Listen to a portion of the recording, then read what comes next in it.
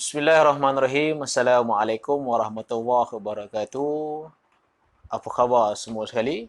Diharapkan semua berada dalam keadaan yang sihat dan berada di dalam rahmat Allah Subhanahu Wa Taala.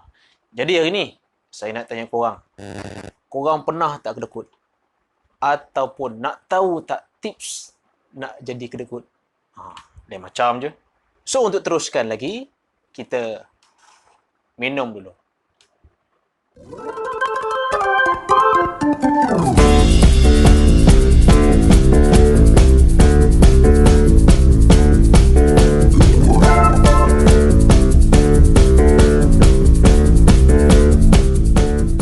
Bismillahirrahmanirrahim. Assalamualaikum warahmatullahi wabarakatuh. Alhamdulillah, bertemu kita lagi pada kali ini.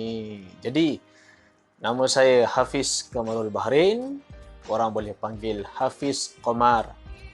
Jadi, dalam channel ini, bagi yang baru mengikuti channel ini, insya-Allah dalam channel ini saya akan berkongsikan berkaitan dengan kisah-kisah ataupun cerita-cerita yang berunsurkan pengajaran, hikmah, dakwah dan membawa manfaat serta kebaikan kepada kita semua. Jadi, bagi korang yang nak mengetahui cerita ataupun kisah yang seterusnya, jangan lupa tekan subscribe laju-laju sekarang ni untuk perkongsian yang seterusnya. InsyaAllah, pada hari ini, saya nak kongsikan dengan korang berkaitan dengan kedekut. Ya, kedekut. K-E-D-E-K-U-T. Kedekut. Ataupun orang sebut kedek. Berkaitan dengan kisah 3 pemuda yang mana mempunyai harta, yang berduit tapi mempunyai sifat yang kedekut. Sifat yang suka menyimpan harta mereka ni dan tak nak mendermakan harta mereka ni kepada orang lain, orang miskin, orang yang susah, sehingga kan orang di kampung dia orang ni mengecam sifat kedekut dia orang ni. Orang di kampung dia orang ni tak suka dengan sifat kedekut dia orang ni sehingga menjadi bualan semua orang. Semua orang kecam dia orang ni, 3 orang pemuda ni. Sampaikan dia orang 3 ni satu hari dia buat mesyuarat. Macam mana kita nak buat ni? Orang kampung dah kecam kita, dah condemn kita disebabkan kita ni kedekut sangat ni. So macam mana kita nak buat ni?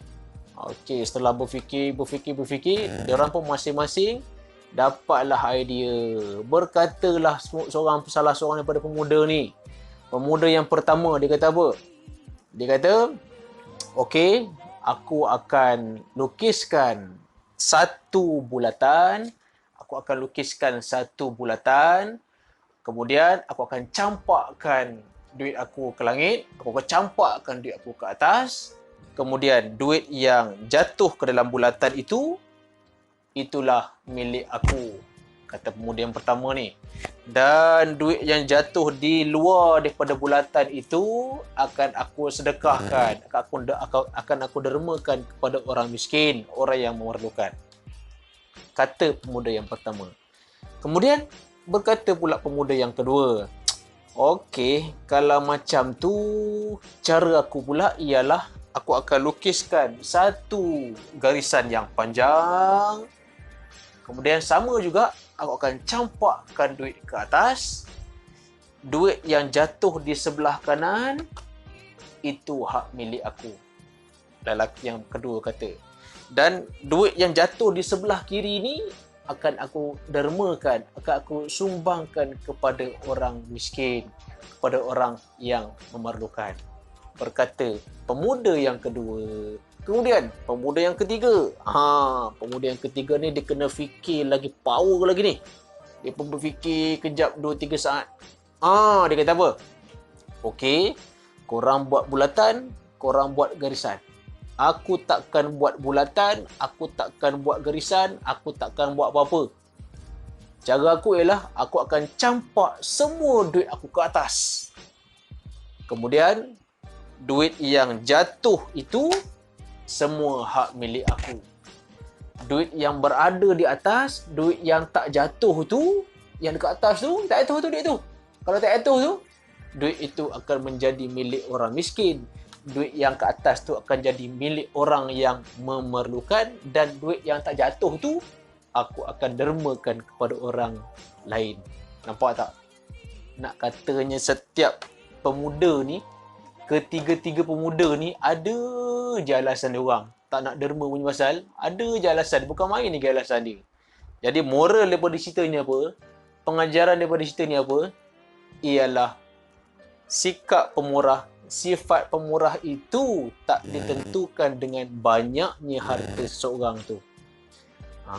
Sikap pemurah orang tu tak ditentukan dengan banyaknya harta seseorang itu. Tetapi sifat pemurah kita semua, sifat pemurah seseorang itu lahir daripada hati yang tulus, hati yang ikhlas lillahi ta'ala.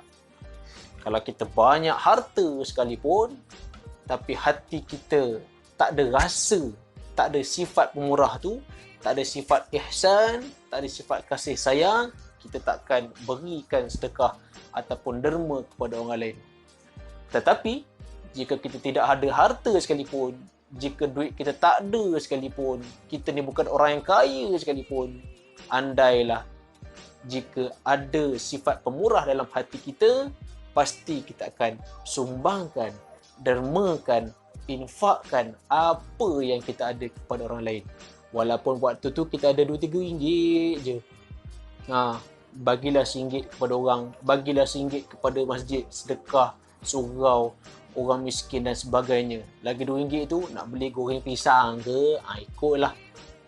Tapi kalau kita ada 10, 20, 30 ribu sekalipun, andai katalah kita ni tak ada pun rasa simpati kepada orang lain, tak ada pun sifat pemurah, memang tak ke manalah duit kita tu. Memang untuk diri sendiri sajalah. Jadi, untuk bersedekah, tidak memerlukan alasan. Apa yang ada, setakat mana yang kita ada, berilah setakat yang kemampuan kita. Jangan sampai tak beri langsung. Jangan terlalu kedekut sampai kita ni tak membantu orang lain. Baik, itu saja. Wallahu a'lam. Kita berjumpa di kisah yang seterusnya. Assalamualaikum warahmatullahi wabarakatuh.